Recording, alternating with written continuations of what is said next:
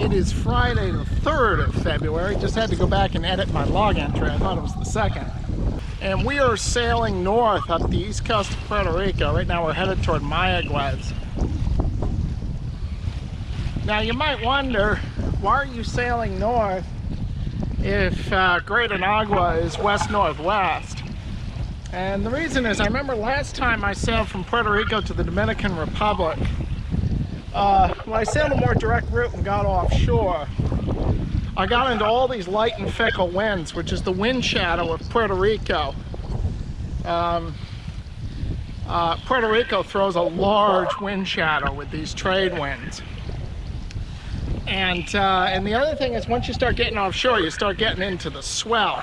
And you start getting a confused swell pattern, because the swells are wrapping around both the north and the south of Puerto Rico. So I'm going to try a different strategy, which is to sail north.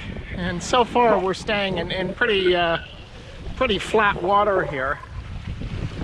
And if we do get in the wind shadow, what might happen is we'll get a sea breeze. Is that the wind will just come westerly, and we can just work our way north along the east coast of Puerto Rico until we get, it's about 30 miles until you get up to the North Shore. I forget what that cape is called. I'll have to look it up.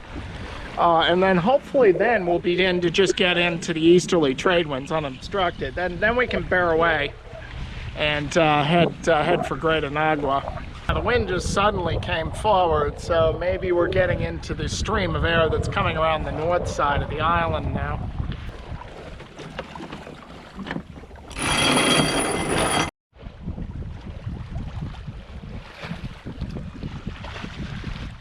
Well, you know, that was too good to be true, right? So we're in doldrums now. So I think I'm gonna go down and make lunch. Gonna have to stand by on lunch. I feel a little bit of breeze coming in, so it's back up on deck. Get the code 0 set.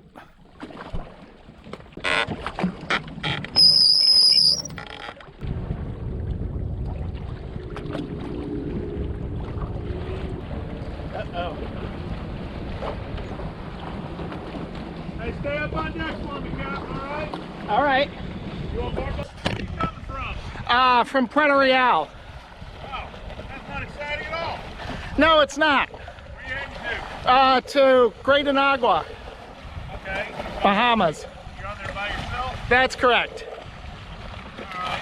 Great Anagua, you said? That's right, that's Bahamas. How long is that going to take you? Hopefully about 4 days. Hopefully. Hopefully. Just checking the weather to see what it's going to be like. Yeah, well, it should be easterly trade winds once I get north of Puerto Rico. Okay. Wow. That's kind of boring, isn't it? No, not at all.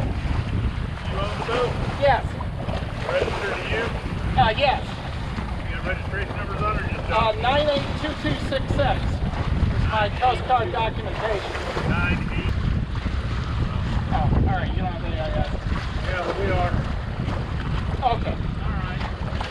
I'm good. You guys are good.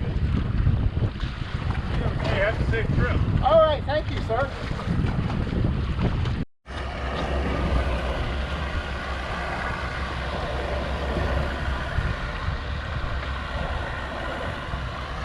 Phew.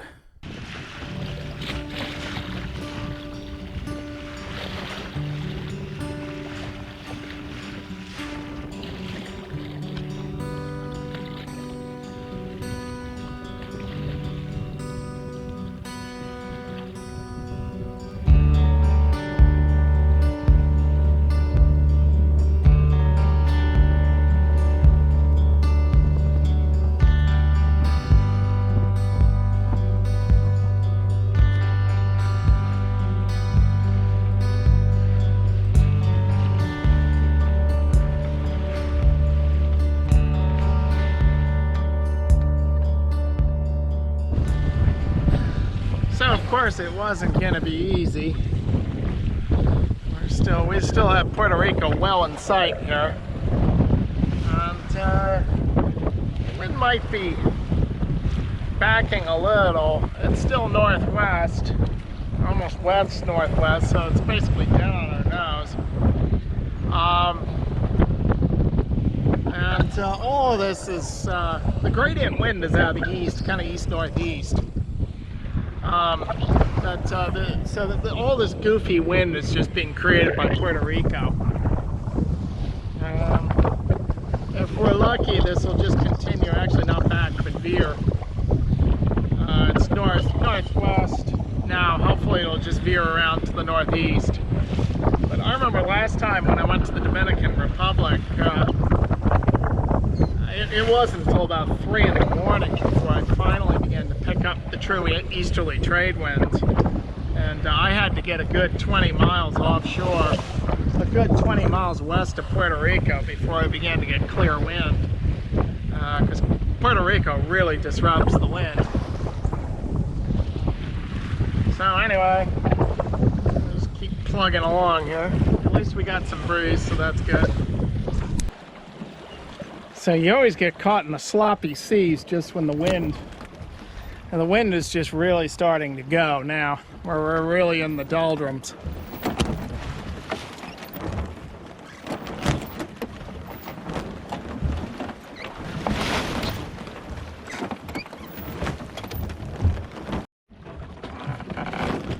Will this barrier of clouds bring us the northeast trades? It is Saturday, the 4th of February, 2023, and we are at 1927 north and 6823 west, which puts us about 45 miles northeast of Samana, which is in the Dominican Republic.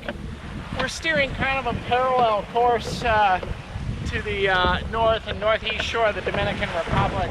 I'm staying about 30 miles off. Our destination is Great Anagua, which looks like it has a couple of anchorages, and more importantly, it's a port of entry, so I should be able to clear into the Bahamas there. So despite my strategy of sailing north along the coast of Puerto Rico, the winds came dead on my nose, so I ended up putting her over on starboard tack and heading offshore. Well, basically the same thing happened as last time. I didn't pick up a steady wind until after midnight. I think it was around 1 in the morning that the easterly trades originally started coming in northeast. And it was pretty brisk this morning, despite the weather models. I had about 18 to 20 knots most of the morning, kind of east-northeast.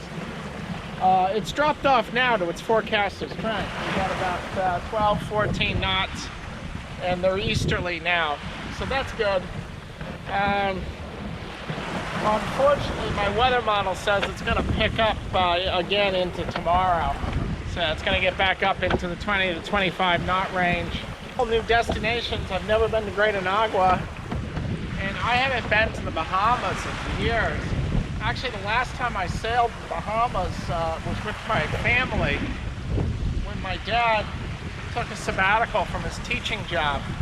And we went south down the ICW in his Contest 31 windrows and made it to the Bahamas. And I remember we made it all the way to San Salvador. My dad, being a history teacher, had to check out San Salvador, which is generally agreed as it was the first point of contact that Columbus made with the Americas. But I have just scattered memories of that winter we spent in the Bahamas. I remember spearfishing. I remember my lower lip getting badly sunburned all the time. And I remember we were in company with 2 other boats, and I remember the name of the boats too, Gale B and Ishtar. One was Erasmus 35, the other was Eluders 33. And I remember those big starfish. I remember collecting conch. I think the conch are all about fished out now. This was in the winter of 77, 78. So back home in Connecticut, they had that horrible blizzard that just shut the whole state of Connecticut down for quite some time. I guess they had over 3 feet of snow, which even for Connecticut, they weren't ready for that. It will be nighttime soon and the winds are building. And I'm grumbling, but I know I'll be far more unhappy if it continues to build overnight and I have too much canvas up. So I'm going to take the reef staysail down and put the heavy weather staysail up in its place. If we're a little under canvassed overnight, that's fine.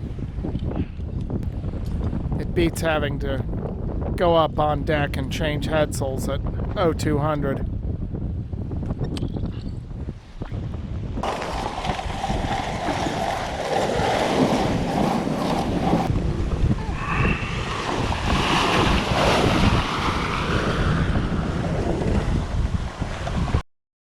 Well, these strong trade winds finally arrived. It is Sunday, the 5th of February. And we had some showers go through last night. And then, yeah, just around daybreak, these winds just suddenly really picked up. About 25 knots now.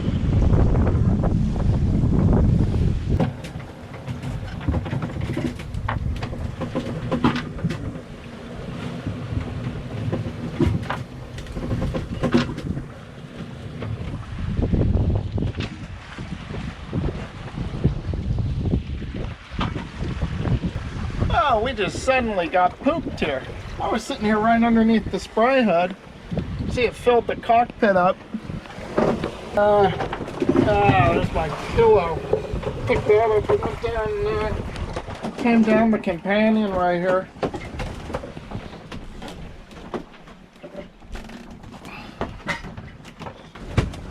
Oh, look at this. This is all soaked. Jesus. It doesn't always take gale or storm conditions to flood the cabin. This was just a freak wave. It's blowing about 20 to 25 knots with, I would say, seas running 2 to 3 meters. Soggy socks. But the wave just got me the wrong way and it just toppled right over the boat. And then some of it came down the companionway. Consider supporting this channel by becoming a patron. As a patron, you will be able to view my videos free of ads.